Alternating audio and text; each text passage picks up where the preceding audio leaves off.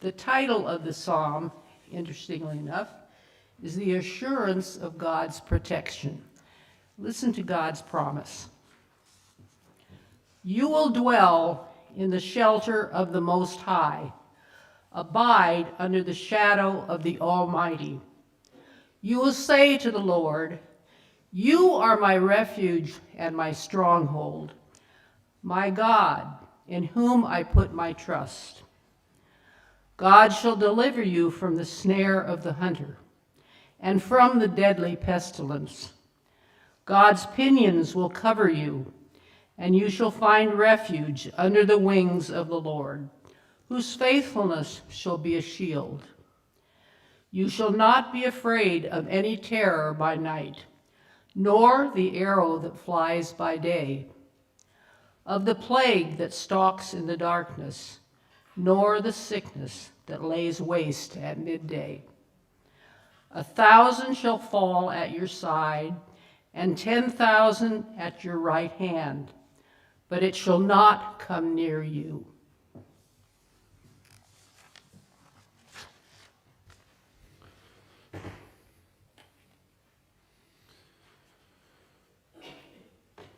When I was planning worship and sermons for the summer earlier this spring, I had a nice plan worked out. We had a sermon series on Revelation that we had earlier this summer. We had the opportunity to work through the 4 chapters of the book of Ruth. I also had a few Sundays off, all worked out, except these last 2 Sundays. This last Sunday of August and the first Sunday of September before we jump into our regular narrative lectionary in the fall. So I had to decide, what was I going to do? What would kind of fit in some ways? So I was going through some of my old material that I had, and I found a couple of sermons from more than 15 years ago that I decided, these need to be resurrected at the end of summer. So what we're going to do over these next couple of weeks is explore 2 of the saints of the church. This morning we'll look at St. Columba of Iona, and next Sunday we're going to explore the life and the faith of St. Catherine of Siena. Now I should note that the title of a saint is not much used among Protestants and Presbyterians.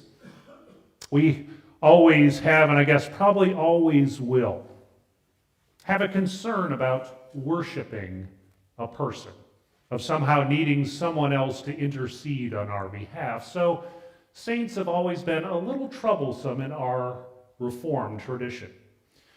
Saints, though, are important to us because they set an example. Often as the saints among us, even if they don't have that official title, who call us back to the faith, who set an example of how we are to live. These ancestors in our faith remind us of the foundational truths of how we are to live out a life in Christian community. So this morning we're going to explore briefly the life of a man named Columba. Now we know little of his life in Ireland back in the 6th century. He was born in the year 521 around the city of Donegal. He's known also as Columba, which means dove. In fact, the word Columba, his name is a Latinization of that Irish Gaelic name. He's also called Colmkill, which means literally the dove of the church. That's his nickname. And you'll see some places he's called St. Colmkill.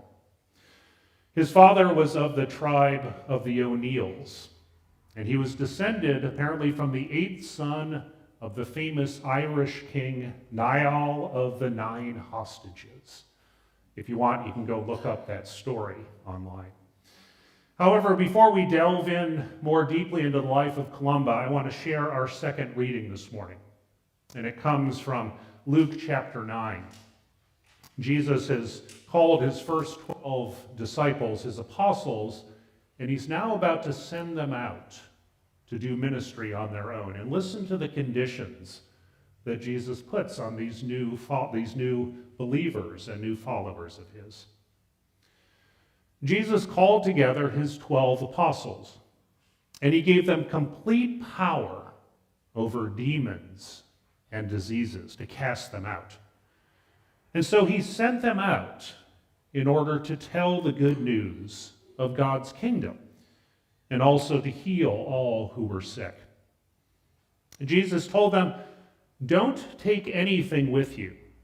Don't take a walking stick or a traveling bag.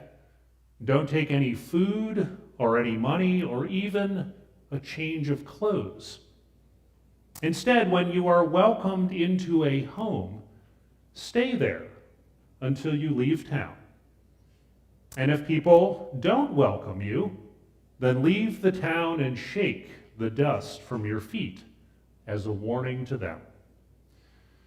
And so the apostles left as Jesus commanded, and they went from village to village, sharing the good news of the gospel and healing people everywhere. Friends, this is the word of the Lord. Thanks be to God.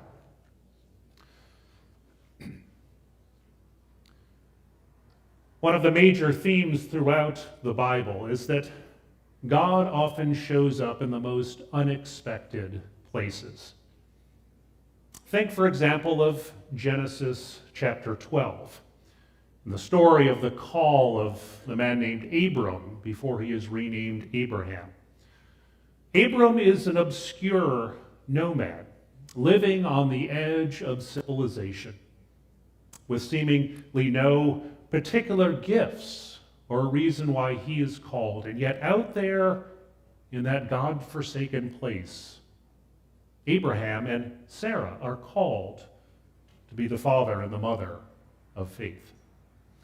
We think of the story of King David way back before he was a king.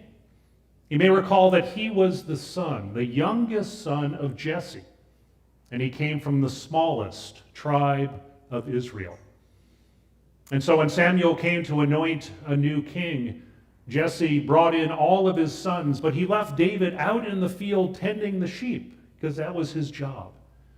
His own father did not even consider him worthy to be considered, and yet it was David who God had anointed and called to be the king.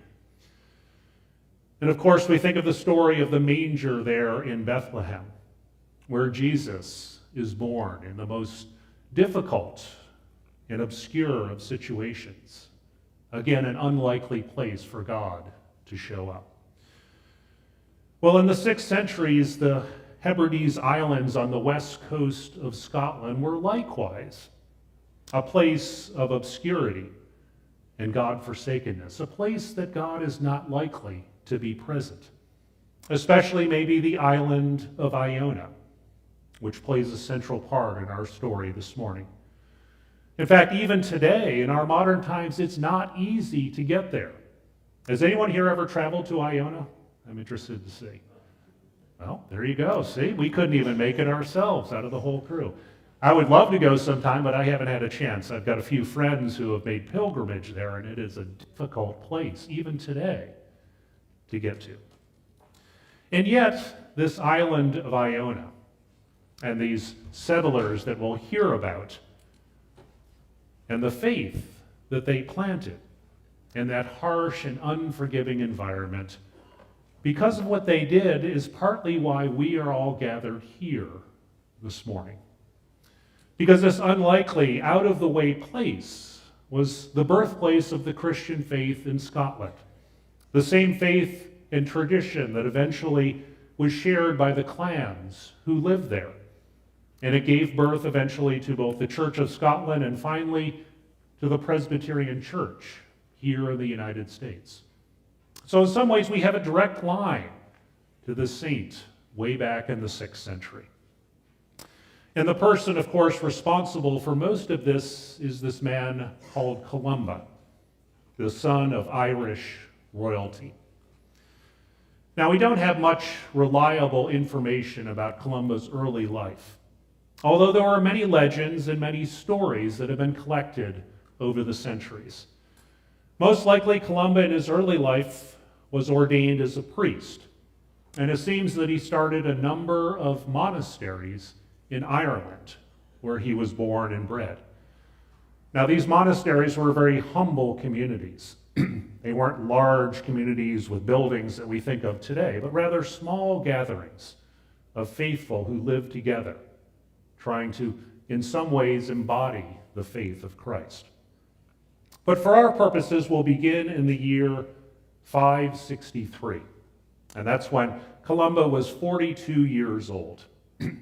There's different backstories of why this happened, but in that year, he and, we're told, 12 of his companions decided to leave their homeland of Ireland, and they set off in a small boat from his shore there in his native Donegal, off the northwestern tip of Ireland.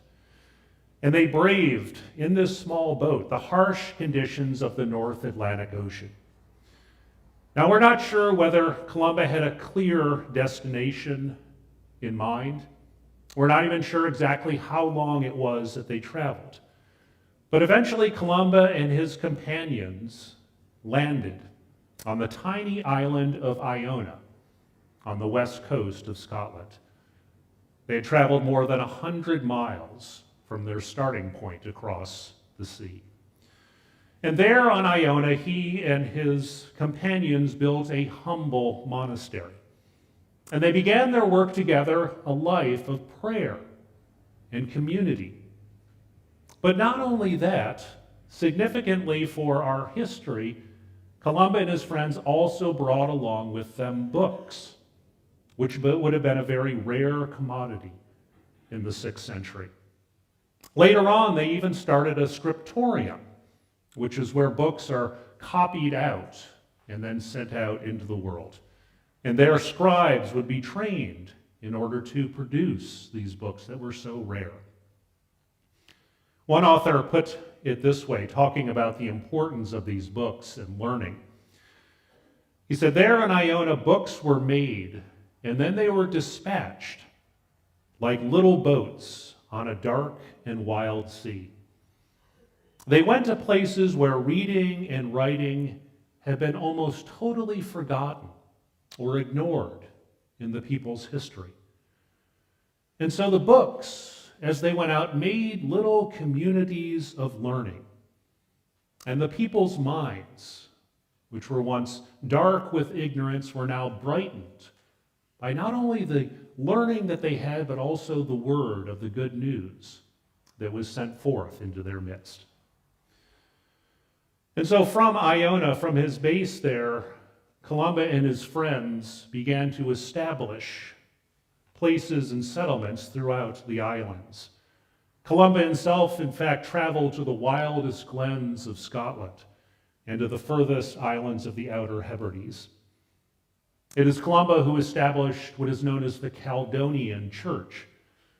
And there's a story that Columba even anointed King Aidan of Argyll upon the famous Stone of Scone, which now resides in Edinburgh Castle. This is the same stone, by the way, that earlier this year was taken from Edinburgh to Westminster Abbey, and it was present for the coronation of King Charles III. And so you see these connections to history going back centuries.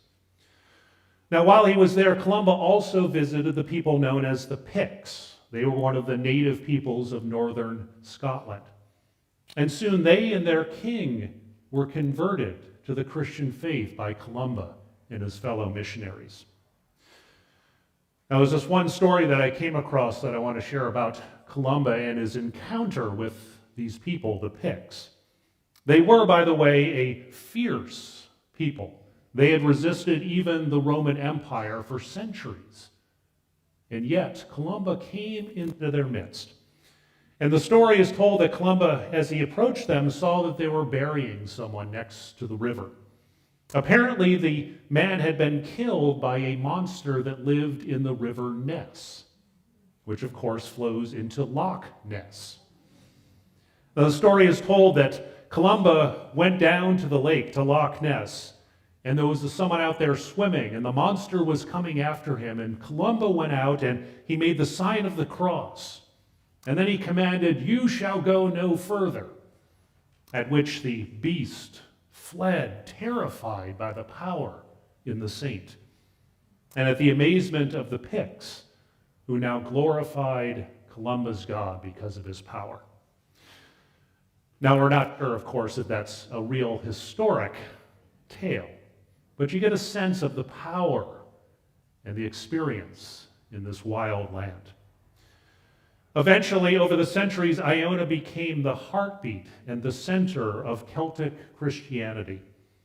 Its lively community, in fact, was one of the strongest influences in the spread of the Christian faith throughout the British Isles. Here's how one historian put it. He said, "When Columba and his fellow laborers arrived on Iona, human society was trembling on the brink of moral destruction. Indeed, the centuries ahead would be known as the Dark Ages. For 5 centuries, Christianity had been struggling with the corrupt and crumbling civilization of the Roman Empire. But through the courageous and faithful work of Columba and others, a sanctuary was found there in Iona for Christianity to flourish and to survive those difficult years. And from there, a seed was planted, and the faith continued to grow." St. Columba died on June 9th, 597. He had spent more than 34 years devoting his life to the instruction of this new country, this new place that he adopted as a home. And even today, his memory is held in reverence by the Scots and by the Irish and by the Caledonians, who all identify him as one of their patron saints. But I think what may have been Columba's greatest legacy is the way that he and his community lived out their faith. Columba and his later followers are what some call contemplative missionaries. And that means that they managed to hold together both a life of prayer and study and contemplation with an active faith that reached out to those around them through mission and compassion and healing. Because of the contemplative nature of his community, Columba and his friends had brought with them the books, the tools of learning and of knowledge and of faith, and they taught the skills of reading and writing to all who they encountered. In fact, it's said that on Iona, the Book of Kells, one of the most beautiful pieces of early European art, was created there because of the work of this community. And so Columba and his community did not cut themselves off from the rest of the world. They weren't just inwardly focused on their own faith, but rather they went out in intense missionary work in the area we now know as Scotland. And because of that, the faith flourished and continued to grow. Unlike some of the later groups that gathered together and often focused on themselves, these early Celtic Christians never saw a conflict between study and prayer and action and justice. They were imitating very much what Jesus and the apostles had done throughout the Gospels.